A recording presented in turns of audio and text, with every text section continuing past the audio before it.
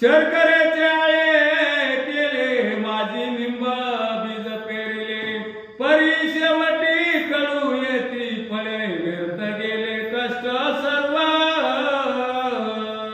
कथेचं अनुसंधान श्रीधर स्वामी या ठिकाणी सांगतायत आणि श्रीधर स्वामींचं एक म्हणणं असतं की बाबा श्रोत्याला व्यवस्थित समजावं म्हणून एक गोष्ट पटवून देण्यासाठी अनेक दृष्टांत प्रत्येक ग्रंथामध्ये त्यांचे भरपूर दृष्टांत आहेत। तुम्ही चेक करा महाराजांचे ग्रंथ अनेक दृष्टांत सांगितलेले आहे। आता सांगितलं साखरेचं आळं केलंय आणि त्याच्यामध्ये निंबाचं झाड लावलं मग आळं जरी साखरेचं असलं तरी निंब त्याचा असणारा कडूपणा सोडणार नाही तशा पद्धतीने सांगू लागले। खापरास परीस घासता परी सुवर्ण नव्हेची तत्वता की दुग्ध माझी हरळ घालिता मवाळ नव्हे कल्पांती। आणि परीस आहे ती परिसाला स्पर्श लोखंडाला व्हायला पाहिजे तेव्हा तिचं सोनं होतं आणि त्या परिसाला जर असणाऱ्या खापराने घासलं तर त्या खापराचा काय उपयोग होणार आहे का तशा पद्धतीने किंवा दूध आहे आणि त्या दुधामध्ये जर दगड टाकला तर किती दिवसांनी ती दगड मऊ होणार आहे कधीच होणार नाही किती दिवस टाकला तरी ती जसं वाय आहे तसं सगळं व्यर्थ आहे असं सांगतात। कैसे तुझ प्रती जे जे शिकविले ते सर्वही व्यर्थ गेले आता स्वस्त रावणी उगले चित्ती ठेवी रघुनाथे। म्हणून आता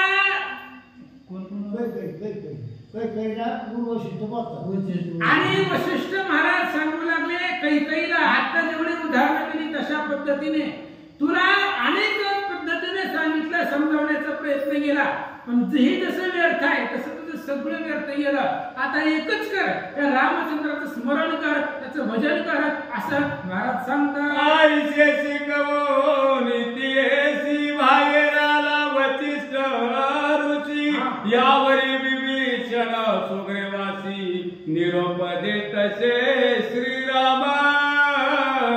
अशा पद्धतीने नाना प्रकाराने महाराजांनी शिकवलं त्यांचं काम आहे ते सद्गुरू आहे आणि सद्गुरू देव संत आणि सद्गुरू वाट दाखवत असतात त्यामुळे त्यांच्या पुढे नमस्कार करणं आपलं काम आहे। श्रीहरी म्हणे एका हस्ते जे नमस्कारी ती सद्गुरू देव संताते त्यांचा हस्त छेदावा तेथे शास्त्राज्ञ आईशी असेही महाराजांचं म्हणणं आहे। श्रीधर स्वामींचं बोले येते हरी म्हटली आहे असे असणारे सद्गुरू आहे त्यांनी शिकवलं त्या कैकेयीला त्यांचं काम आहे सहज बोलणे हित उपदेश करोनी सायास शिकवले ते त्यांनी सांगितलं की तिच्या घरामधून बाहेर आले भगवान परमात्म्यानं सुग्रीवाला आणि विभीषणाला समोर बोलवलं काय सांगतात वामराची श्रीराम मने भोजन करोनिया गमन करणे ते केले मान्य वचन अवश्य म्हणती ते धावा। आणि भगवान श्रीरामचंद्र वानरांना सांगू लागले बाबांनो तुम्ही माझ्यासाठी खूप कष्ट केलेला आहे म्हणून आता जेवण करून जावा। कैकेयी कौशल्य मंत्र्याला सांगू पंचपक्वान्नाचं जेवण बनवायला आणि जेवणाचा आनंद घ्या पोटभर जेवा मग जावा असं भगवंत बोलतात। दिवसी मोठा मोठा सोहळा मेळवणी दिवसांचा मेळा सहित सकळा भोजन विधी आरंभिला। आणि त्या दिवशी भगवान श्रीरामचंद्रांनी मोठा असणारा सोहळा कारण राम भक्त होते सगळे आणि त्यांना जेवण घालायचं म्हणून असणारा मोठा उत्सव भगवंत करू लागले। भक्तीची भूषेले वस्त्र सद्भक्ताची दिलली राजीव नेत्रे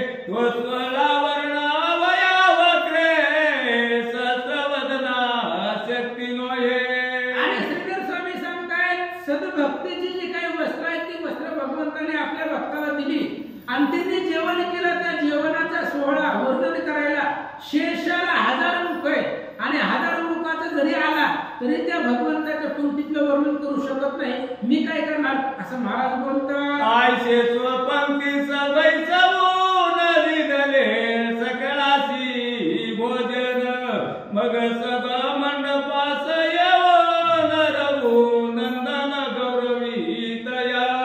मग अशा पद्धतीने सगळ्यांना भगवंताने जीव घातला. जेवल्यानंतर सभा मंडपामध्ये आले आणि आता सगळ्याचा मान सन्मान गौरव करायचा आहे. तो गौरव भगवंत करू लागले. मुकुट कुंडले सर्व अलंकार आपण स्वय देत रघुवीर तैसेची तर वंदर गौरविले रघुनाथे. आणि भगवान परमात्म्यानं सगळ्यांचा गौरव केला. भावार्थ रामायणामध्ये असा विषय आहे, ज्यावेळेस रामचंद्र आलेले होते तेव्हा भरतजींनी अनेक 300 राजांना बोलवलेलं होतं. कशासाठी? राम आणि रावणाचं युद्ध चालू आहे, तुम्ही सहाय्यासाठी या. 300 राजा अयोध्येमध्ये आलेले होते. पण ते राजे येईपर्यंत भगवंताने रावणाला मारलं, पुन्हा माघारी आले. त्या राजाचा मान सन्मान म्हणून रामचंद्रांनी सगळ्याला मुकुट कुंडले आभरण वस्त्र अलंकार ते सगळे दिले. तशाच पद्धतीने वानराचा सुद्धा सत्कार भगवंत करतात. विभीषण सुग्रीव जांबुवंत त्याच्या सेना जज समस्त तितक्या गौरवी रघुनाथ वस्त्र अलंकार देवोनी. आणि वानरनाथ सुग्रीव आहे, त्या सुग्रीवाकडे 10,000 फक्त सेनापती होते. नीट ऐका, 10,000 सेनापती होते आणि एका एका सेनापतीच्या हाताखाली 1 लाख वानर होते. मग ती सैन्य झालं किती? मग असे 10,000 फक्त सेनापती होते सुग्रीवाच्या सैन्यामध्ये. आणि त्यातले जे काही मोजके आलेले होते त्याच्यामध्ये अंगद महाराज येतं, बिनजामवंत काका आहेत, सुषेण महाराज येतं. असे जे काही मोजके वानर होते त्या वानरांचा सत्कार भगवंत करतात. दोन सिंहासने 2 छत्रे विभीषण सुग्रीवा दिदली राजव नेत्रे दिदली कित्येक उत्तम वस्त्रे नाना वस्तू अपार. अनेक प्रकारच्या वस्तू दिल्या, छत्र दिली दोघांना आणि छत्र दिले. त्या ठिकाणी सिंहासन दिली बसण्यासाठी. अनेक प्रकारची उपायनं वस्त्र अलंकार भगवंत अर्पण करू लागले. परी पुढे असे हनुमंत त्याकडे न पाये रघुनाथ वानर गण पाहती समस्त विपितार्थ ते कोणी. आणि हनुमंतराय सुद्धा त्या पंक्तीमध्ये होते, सत्काराच्या पंक्तीमध्ये रामाच्या पुढे होते. पण रामाने हनुमंताकडे बघितलंच नाही. बाकी सगळ्या वानराचा मान सन्मान सत्कार केला. वानरांना आश्चर्य वाटलं, ही मेन आहे, हनुमंत ही मेन आहे, रामचंद्राचा आवडताय. आवडतं नाही तर केवळ हृदय श्रीरामाचे असे असणारे हनुमंतराय आहेत. मग त्या हनुमंताचा सत्कार 1 नंबरला करायला पाहिजे होता. मग शेवटी सुद्धा त्याचा सत्कार का केला नाही असं वानर विचार करतात. कान पाये रघु नंदन तरी हनुमंतायचे निधान हे ब्रह्मानंद वळून तयावरोनी टाकावे. आणि वानरे विचार करतायत, हनुमंताकडे राम का पाहत नाही? सगळं कार्य हनुमंताने सिद्धी नेलंय. 49 वर्षांनी एकट्याने सिद्धवंदन केलंय, 7 पर्वत आणून. मग एवढे बलशाली हनुमंत आहेत, सगळं कार्य सिद्धीला रामाचं त्यांनी नेलंय. मग ते हनुमंताकडे राम का पाहत नाही? बाकी सर्वांचा सत्कार केला रामाने, मग हनुमंताचा का केला नाही असा वानर विचार करतात. ज्याच्या उपकाराच्या राशी अपार मेरू परीस झाल्या थोर त्याशी द्यावया अलंकार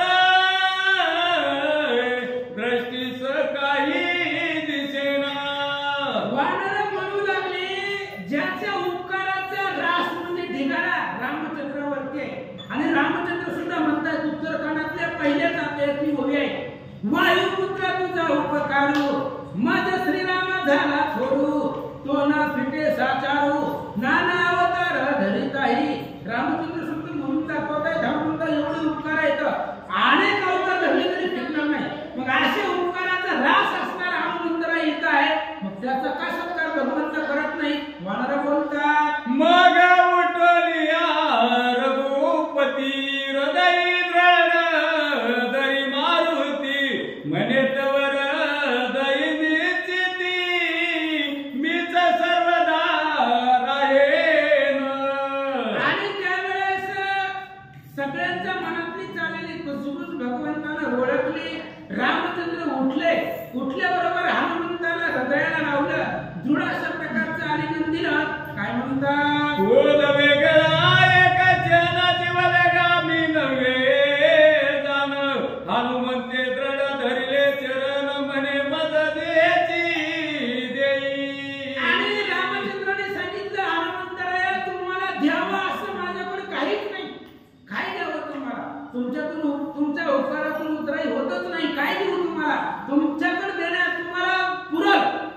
असं माझ्याकडे देण्यासाठी काहीच नाही. फक्त नसला तरी चालेल पण पुन्हा आवाज नाही चालत. फक्त मी तुमच्यापाशी सदुदित राहील आणि हनुमंताने सांगितलं आम्हाला दुसरं काय पाहिजे. तुमची कृपा असावी, तुमचं प्रेम असावं, तुम्ही माझ्या सोबतीला सदुदित असावं एवढंच माझं मागणं आहे.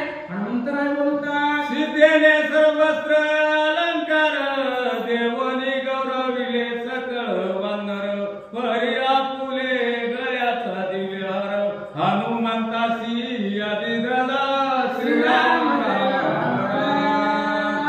सीतेने विचार केला म्हणले आपला मालक आपला पती जरी हनुमंताला विसरलं तरी मी कशी विसरू. ह्यानं तर माझी शुद्धी आणली, याच्यामुळे तर सर्व कार्य सिद्धीला गेले. म्हणून सीता मातेनं तिच्या गळ्यातला हार काढला आणि तो हार हनुमंताला अर्पण केला असं सांगतात. त्या हाराची तत्वता उपमानाई सर्वता त्रिभुवनीचे मोल देता तेही उने तयासी श्रीराम राम राम. आणि तो हार सीतेने दिला, ज्या हाराच्या आता सीतेच्या गळ्यातला हार आहे, लक्ष्मीच्या गळ्यातला हार आहे. अहो त्रिभुवनाचा कुठलंही रत्न आणलं, सोनं चांदी आणलं तरी त्या हाराची बरोबरी करू शकत नाही. एवढ्या किमतीवान हार सीतेने आपल्या गळ्यातला काढला, हनुमंताला दिला. पृथ्वीचे मोल संपूर्ण एक एक मनी जाण तो हार जानकीने घेऊन मारुती गळा घातला.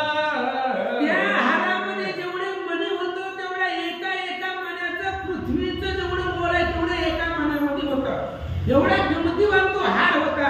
आणि असा असणारा हार सीतेने आपल्या गळ्यातनं काढला, हनुमंताच्या गळ्यात टाकला. हनुमंत तत्काळ उडाला वृक्षावरी समोर बैसला एक एक मणी फोडिला दाढे खाली घालून या. हनुमंताच्या गळ्यामध्ये सीतेने माळ घातल्याबरोबर हनुमंतानं तिथून उड्डाण केलं, झाडावरती जाऊन बसल्याबरोबर तो हार गळ्यातला काढला आणि तो मणी हनुमंतानं पाहिला आणि तो मणी दाताने चावला आणि तो मणी फोडला आणि टाकून देऊ लागले असं चरित्र जो मनी पाये फोडून म्हणे यात नाही रघुनंदन म्हणून देतसे बिरखाऊन व्यर्थ पाशाल काय हे.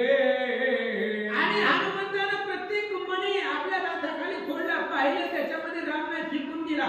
अहो कितीतरी महाग असलं तरी हनुमंताला काय घेणं देणं आहे. जो रामाचा आहे किंवा ज्याच्यामध्ये राम आहे तोच हनुमंताला प्रिय आहे. बाकी काय करायचं. हनुमंतानं पाहिलं त्याच्यामध्ये राम दिसला नाही, फेकून दिला असं सांगतात. बोलती सुग्रीवासी वानर व्यर्थ का फोडीसी दिव्य हार मारुती मध्ये रघुवीर याचे अंतरी दिसेना. सुग्रीवादी वानराने विचारलं हनुमंत महाराज, अहो एवढा मोठा किमतीचा हार तुम्हाला दिलेला आहे, पृथ्वीचं मोल सुद्धा त्याच्या एका मण्यामध्ये मावत नाही, अशा प्रकारचा हार तुम्हाला दिला, हार का तोडायला लागला, त्याची मणी का तोडायला लागला.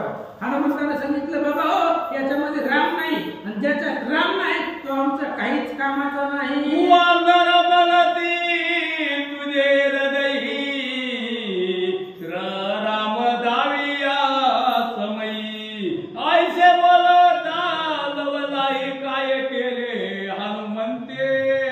वानरांना आश्चर्य वाटलं आणि वानरांनी विचारलं हनुमंता या मण्यामध्ये राम नाही म्हणून तू म्हणे फेकून देतोय, तोडून टाकतोय, पण तुझ्या हृदयामध्ये राम आहे का, जर असेल तर आम्हाला दाखव असं सुग्रीवादीन वानरांचं बोलून ऐकलं.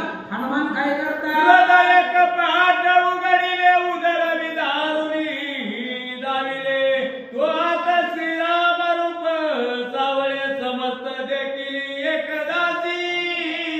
ज्यावेळेस सुग्रीवादी वानराने विचारलं तुझ्या हृदयामध्ये राम आहे का, असेल तर दाखव. दाखव म्हणल्याबरोबर हनुमंताने आपली छती काढली आणि त्या छतीमध्ये रामचंद्राचं रूप दिसलं. सर्व इंद्रियाच्या ठाई राम कोंदला तुझे देही रामा वाचून नेणसी काही मनोणी पाही विनवित. कुणाच्याही पाया पडायचं नाही महाराज, आपण पांढरे कपडे दिसले की पाया पडतो. अहो ज्याला रामाशिवाय काहीच माहित नाही त्याच्या पाया पडावं भरतजीचं म्हणणं आहे. भरतजींनी सांगितलं होतं तुमच्या सर्व इंद्रियामध्ये राम आहे आणि रामा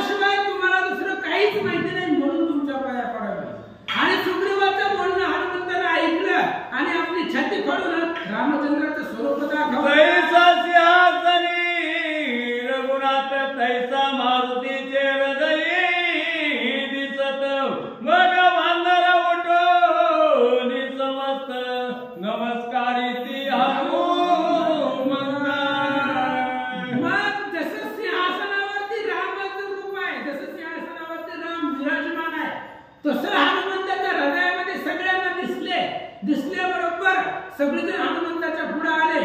शरण शरण हनुमंत निरंतर राहिला अंजनीचा कुमर वरकड सिद्ध झाले वानर निज ग्रामासी जावया. आणि मग असं म्हणले अयोध्येमध्ये हनुमानजी राहिले आणि राहिल्यानंतर कुणाचे काही वानर आलेले होते, विभीषण जे आलेले होते त्यांना रामचंद्र पाठवू लागले. लक्ष्मण भरत शत्रुघ्न तिन्ही सुग्रीव विभीषण वस्त्राभरणी गौरविले पूर्ण सदन आपुल्याने होनिया. मग लक्ष्मण जे आहे, भरत जे आहे, शत्रुघ्न आहे, प्रत्येक वानराला ज्यांनी ज्यांनी राम कार्यामध्ये राम सेवेमध्ये आपलं समर्पण केलेलं आहे त्या प्रत्येकाला आपल्या घरी नेऊन जेवण करून पाठवू लागले. कौशल्या सुमित्रे प्रति सुग्रीव विभीषण पुसती म्हणे माते ओ आमावरी प्रीती आसो द्यावी बहु साल. कौशल्य आणि सुमित्रेला सुग्रीव आणि विभीषणजी बोलू लागले. म्हणले आई साहेब, जसं रामचंद्रावरती तुमची कृपा आहे तसं आमच्यावरती तुमचं जेवळ असू द्या असं विचारता. कौशल्या सुमित्रा बोलत भारे तुमच्या उपकार अमित विजय करोनिया रघुनाथ माझा मज भेट विला. आणि म्हणून त्यावेळेस कौशल्याने सांगितलं, बाबांनो तुमच्यामुळे रामाला विजय आहे. माझा मुलगा राम विजयी झाला तर तुमच्यामुळे झाला. आणि वानर आहे ते वानर आहे, वा म्हणण्याच्या योग्यतेचे ते नर आहेत म्हणून त्यांना वानर म्हणतात. लक्षात घ्या, जिथून सीताहरण झालं तिथून कौशल्य जवळ होता. कौशल्य रामाच्या मामाचं गाव आहे. रामाला लगेच फोन करून मामाचं इकडचं सैन्य बोलवलं असते ती, पण नाही माणसं जर नेली असते तर सोन्याची लंका पुण्यमी माणसं तिकडे असत, पण वानर नेली होती. वानर निस्तिम भक्त होते, त्यांना सोन्याचं आपल्याला काय करायचंय. आणि अशा वानर तुम्ही आहात म्हणून तुमच्यामुळे रामाला विजय मिळाला असं कौशल्याला अलंकार देवन गौरविले ते दोघे जण. मग सुग्रीवानी विभीषण कैकई सदना पोहोचले. कौशल्य आणि सुमित्रेला अमूल्यतेचं मोल करता येत नाही अशा प्रकारची रत्नदेवी त्यांचा गौरव केला. पुन्हा कैकईच्या मंदिराकडे दोघ जण निघाले.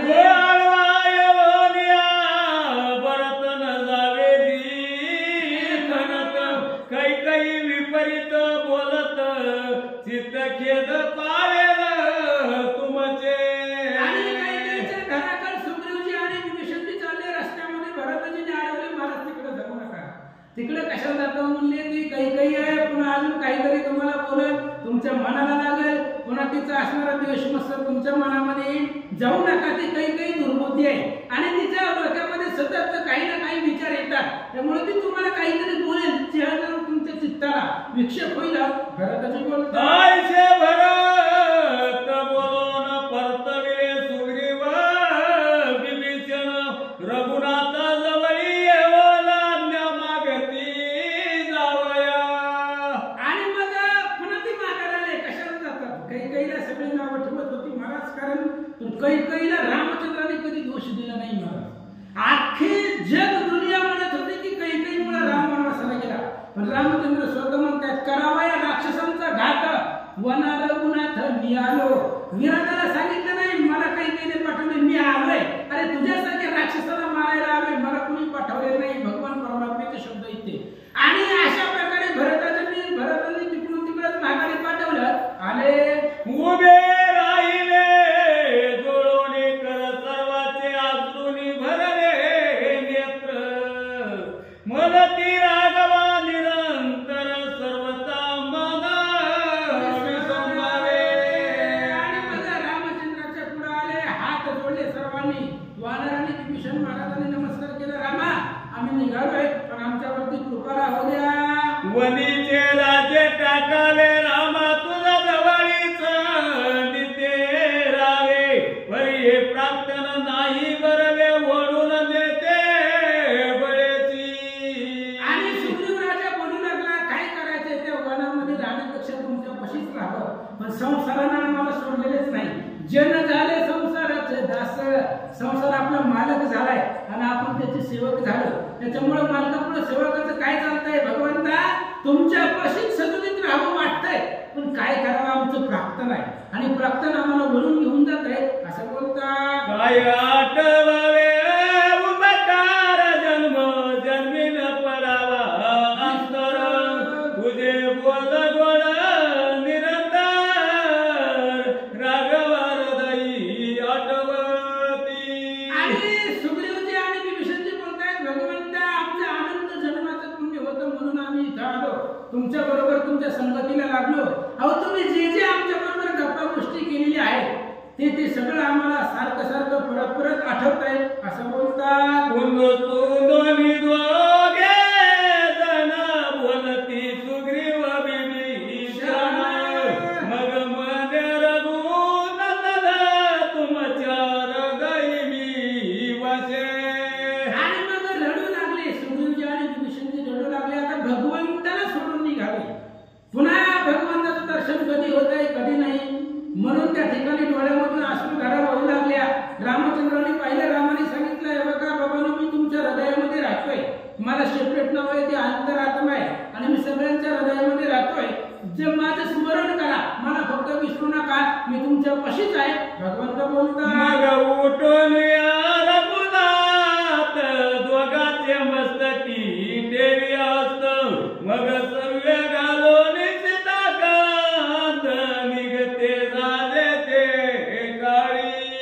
भगवान श्रीरामचंद्र उठले, दोन्ही हात दोघांच्या डोक्यावरती कृपेचा हस्त आहे तो भगवंताचा आणि तो कृपेचा हस्त दोघांच्या डोक्यावरती ठेवला. भगवंताला उजवं घातलं, उजवी प्रदक्षिणा केली, निघाले. दयासी बोलवित रघुवीर गेला अयोध्या बाहेर मग सर्व वानरी नमस्कार रघुनाथासी घातला. मग त्या सर्वांना बोलवत भगवान परमात्मा अयोध्येच्या बाहेर गेले. सगळे वानर भगवंताला नमस्कार प्रदक्षिणा करून आपापल्या रस्त्याने निघाले. विभीषण सुग्रीव जांबुवंत निळ नीळ चरव वाळी सुत ही साष्टांग दमनी रघुनाथ जाते झाले ते काळी. आपल्या ठिकाणाला सगळेजण निघालेले आहेत. नळ निळ जांबुवंत सुशील महाराज, अंगद महाराज आहेत, ऋषभ आहे, गज गवय गवाक्ष गंधमादन अनेक वानर आहेत आणि सगळेजण भगवंताला नमस्कार करून निघाले. दक्षिण पंथे चालले त्वरित मागुती राघवाकडे पाहत तेथून नमस्कार घालित सद्गदाची ती होनिया. निघाले. जात असताना थोडस 4 पावले गेली की दक्षिण दिशेला गमन केलेलं होतं. पाठीमागं वळून पाहिलं, रामचंद्राची मूर्ती पाहिली, डोळ्यामध्ये पाणी आलं. पुन्हा पुढे गेले, पुन्हा रामाकडे पाहू लागले. असं करत करत निघाले. मग पवन वेग करून कप्यासुर निघाले तेथून किष्किंधेचा सूर्यनंदन राहिला कपी समवेत. पुन्हा असणारे वाऱ्याच्या वेगाने निघाले. जोपर्यंत राम दिसतात तोपर्यंत हळूहळू निघाले. राम ज्यावेळेस दृष्टी बाहेर पडले त्यावेळेस वाऱ्याला पाठीमागे टाकून निघाले. राक्षस लंकेला गेले. सुग्रीव राजा गेले विभीषण गौरवीला बघ घेऊन असुर मेला तेथून रावणानुज लंकाला स्वत राहिला निजस्थानी. सुग्रीव आणि विभीषण दोघेही किष्किंधेला गेले. किष्किंधेला गेल्यावर सुग्रीवाने विभीषणाचा गौरव केला. तिथून राक्षस घेतली. निघे अयोध्येसी रघुनाथ बंधू सहित राज्य करीत प्रथमी संपूर्ण आनंद भरित दुःख किंचित असेना. रामचंद्राचं राज्य आहे, झाले रामराज्य, काय होणे आम्हास भगवंताचं राज्य आलेलं आहे. त्याच्यामुळे जे जे काळू, जे जे ऋतू, जे जे वेळामध्ये असेल त्या काळामध्ये रामचंद्राच्या आज्ञेने यथामतीने वर्तन करत होता. कोणालाही दैन्य नाही, कोणालाही दुःख नाहीये असं सांगतात. 11 सहस्र वर्षे वरी अयोध्यानाथ राज्य करी लोक सर्व धर्माधिकारी पापतील भरी असेना. 11,000 वर्ष भगवंताने राज्य केलेलं आहे. 11 सहस्त्र वर्षापर्यंत राज्य केले स्वस्त चित्त. आता समय वाट पाहता स्वर्गी देव सतीचे 11,000 वर्षानंतर ब्रह्मदेवाचा निरोप आला. म्हणले वास की आता 11,000 वर्ष राहिलं की आता चला की चला स्वर्गामध्ये देव लोक वाट पाहतायत असं श्रीधर स्वामी सांगतात. अवतार हारी उदंड दरी परी बहुत सुख राम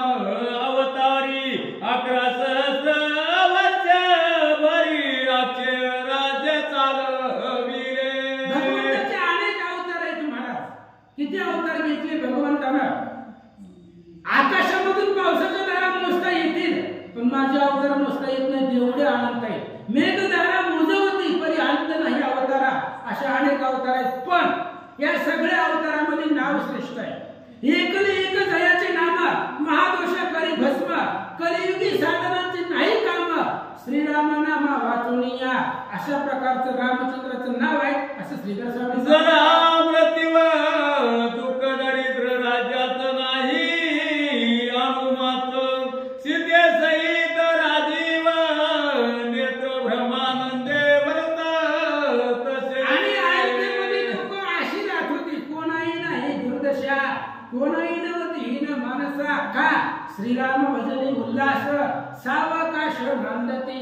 रामचंद्राच्या भजनामध्ये आनंद होता म्हणून कोणालाही दुःख नाही दरिद्र नाही दैन्य नाही असं सांगतात. वचिष्ठ विश्वामित्र अगस्त्य आणि करुती जैसे गवस्ती अयोध्या माझी सदा वस्ती जनक जापती ते समीप. वशिष्ठ महाराज आहेत विश्वामित्र ऋषी आहेत आणि अगस्ती महाराज अनेक ऋषी मंडळी रामचंद्राच्या समवेत समुदित राहत होती असं सांगतात. अगस्तीच्या मुखे श्रवण नित्य करी रघुनंदन सदा तृप्त याच कधन जन राघव दर्शन घेताची. आणि मग आता अगस्ती महाराजांच्या मुखामधून अद्भुत ज्ञान कथा अगस्ती ऋषी भगवान परमात्म्याला सांगणार आहेत आणि ते आता उद्यापासून ऐका असं सांगतात. सुरस राम विजय ग्रंथ उत्तरकांड कथा अद्भुत राजीव ऐसला राजीव नेत्र धन्य कार्यार्थ सुरस.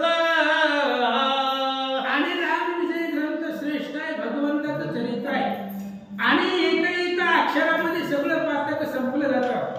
वेदशास्त्रा माधारे हेची कथिने निर्धारे जो श्रीराम नाम स्मरण करी त्याच्या नाशती पापराशी रामाश्वमेध ग्रंथ आहे आणि त्याच्यावरती ती उभी आहे. अशा प्रकारची रामायणाची कथा आहे आणि या रामायणाच्या कथेमध्ये एवढं सामर्थ्य आहे. श्रीराम जो अक्षरासाठी पातके जळती कोट्यानो कोटी तो नर सरसा होय वैकुंठी बैसे पाठी ब्रह्मयाच्या म्हणून ऐका. सुरस राम विजय ग्रंथ उत्तर कथाया अद्भुत राजीव ऐसल राजीव नेत्र धन्य कार्यार्थी सुरस.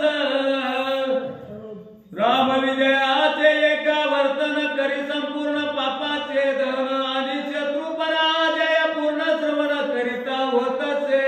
राम विजय ग्रंथाचं एक आवर्तन तुम्ही केलं की सगळं पाप संपले जातात. अहो राम नाम स्मरण केलं तरी पाप संपतात पण ग्रंथ ऐका भगवंताचं चरित्र आहे.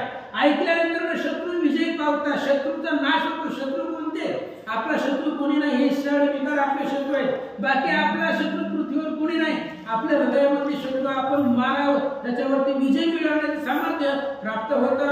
ज्ञानासी होई ज्ञानानी पुत्र काशी पुत्र संतान भवरोग जाये विरून भावे करो